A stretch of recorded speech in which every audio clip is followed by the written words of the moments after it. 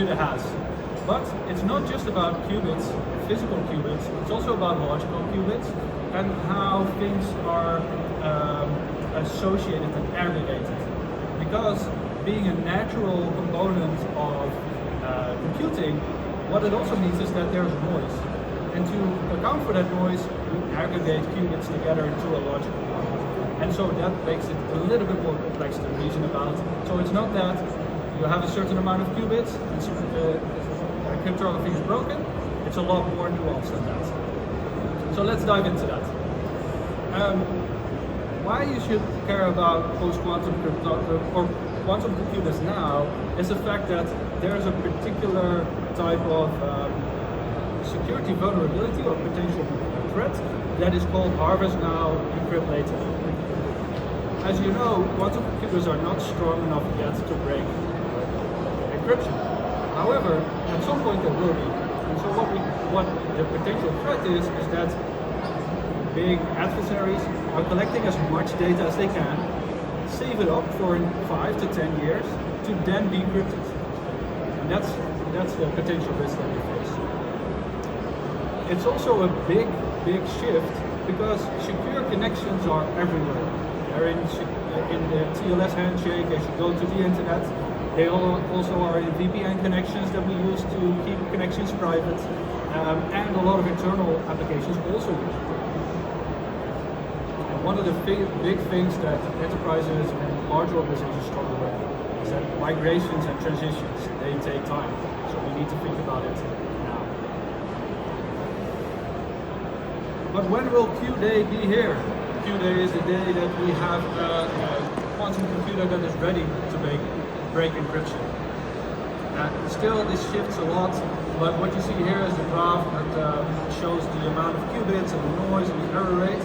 And in the gray area is where we are, and in the red lines are when RSA is broken. RSA being the asymmetric encryption algorithm. So we still have some time to go. When it actually is going to be feasible, it's basically up to discoveries of new algorithms and optimizations, but at some point it will. That has also led to a lot of organizations and governments to think about, so what do we need to require from ourselves as a government and public sector, but also from the organizations that run our critical infrastructure. And so this is an example from the NCSC in the UK. They have built a quantum migration timeline, and other countries have done the same. It's important to realize that this has been done together with the industry, with enterprises, to make sure that we together can be more resilient when we think about these transitions. They're also pretty strict. 2035 is not that far away, right? In 2035, it has to be migrated and migration has to be done. So that means that we need to think about it now. Good thing is, there's a solution. Post-quantum cryptography means that we can make sure that the encryption that happens today, that we apply today, stays secure even when quantum computers are there.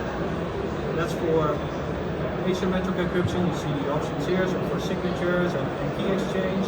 And these are designed and standardized together with researchers and standardized together with NIST. NIST already launched the competition in 2016. The first standards were released last year. What you see is these different options, but they're not all that great. We'll get into that a little bit later.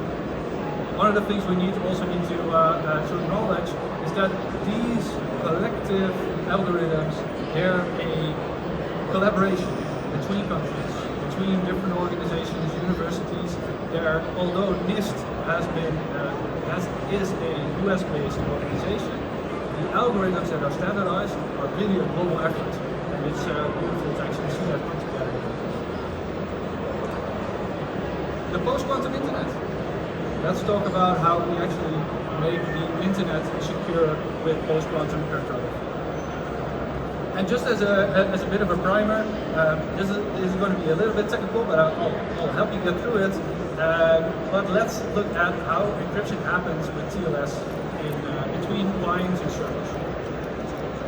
Because there are two major parts to TLS. There is a key exchange, which happens with asymmetric encryption. The asymmetric encryption takes care of a public key and a private key, and then they exchange a shared key that is then used in symmetric encryption. Symmetric encryption is a lot more efficient, can be computationally a lot more efficient to run, and that means that from that point on, the TLS essentially is set up, and the encryption happens there. That's the bulk picture. These are the things we need to think about.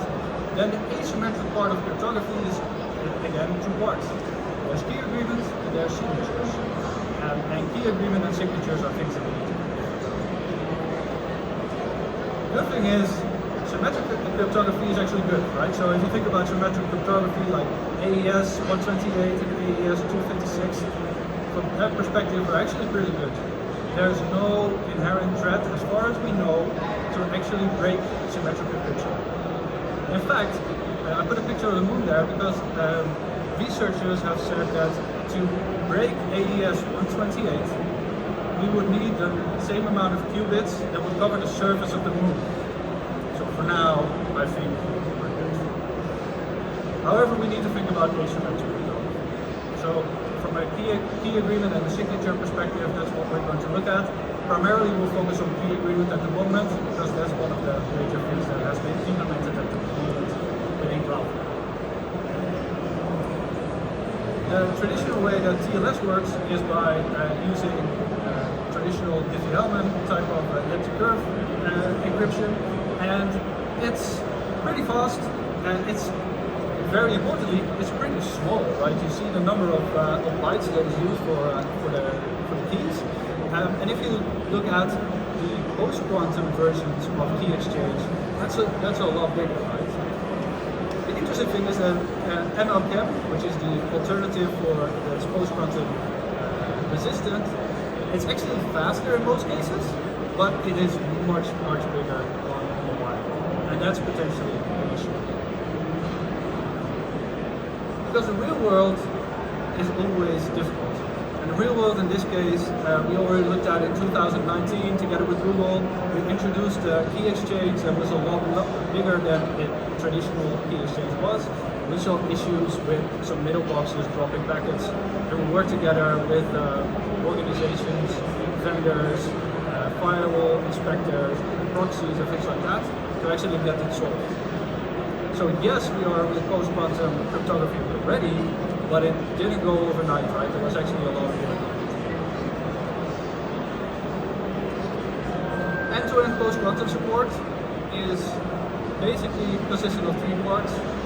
One is the visitor to the cloud, then the cloud in the middle and how we exchange traffic in our internal systems, and then there's the cloud to the origin or the application that lives on the backend.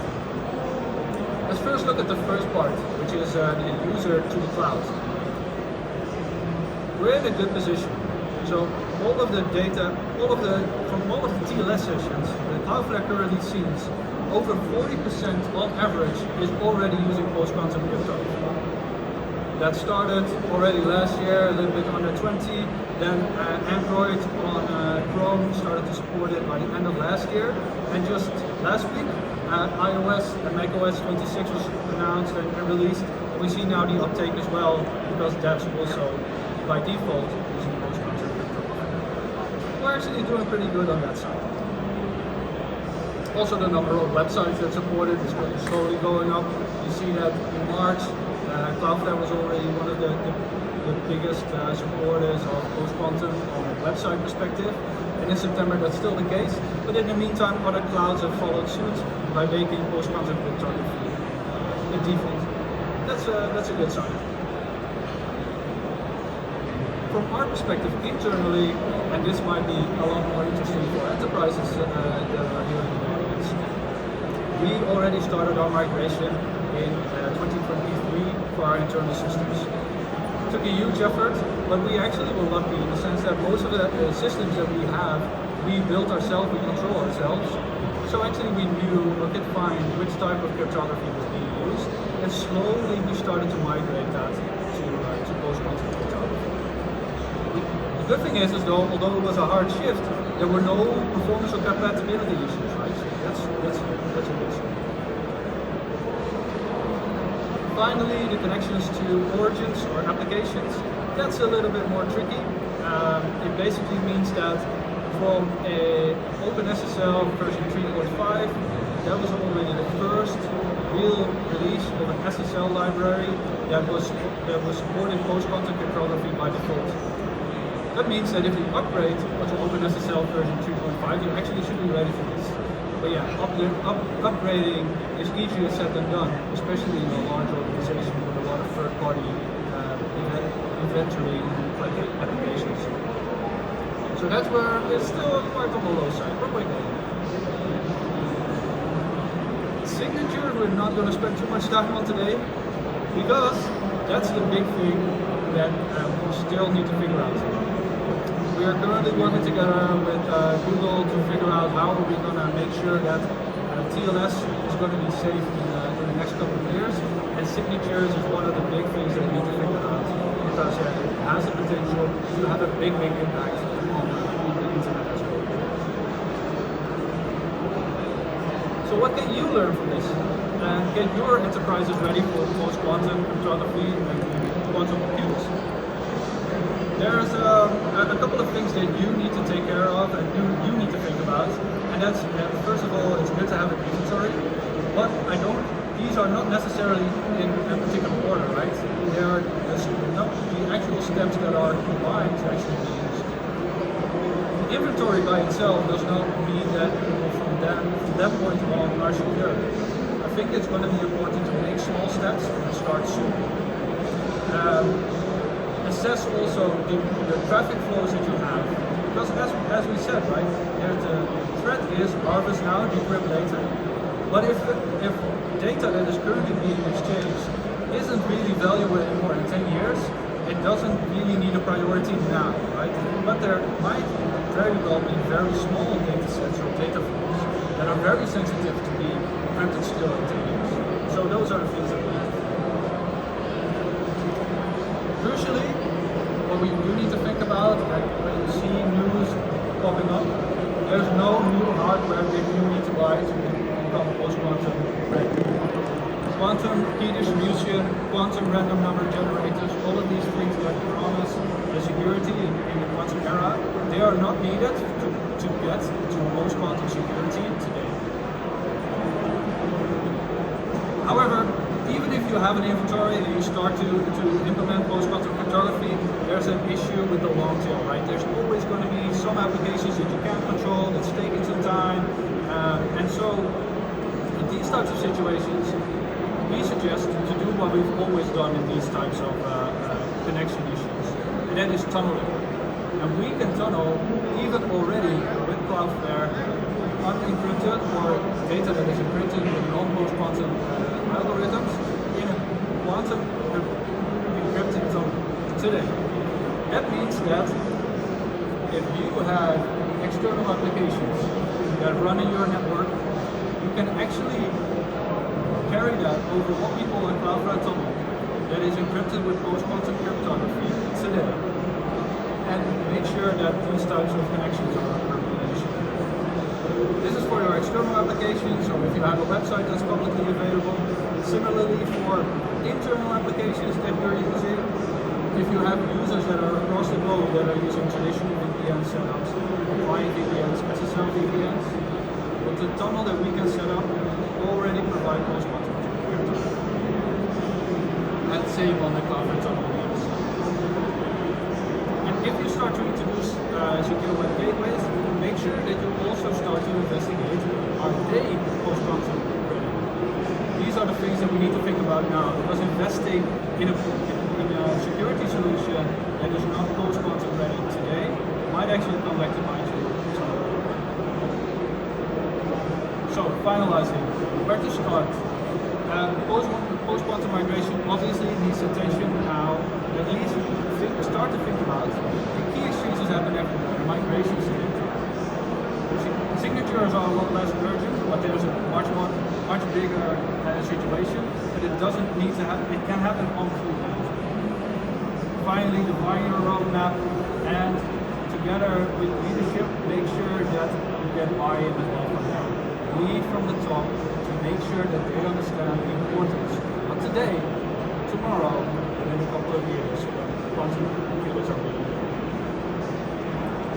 So with that, thank you for the time in listening to Post Quantum.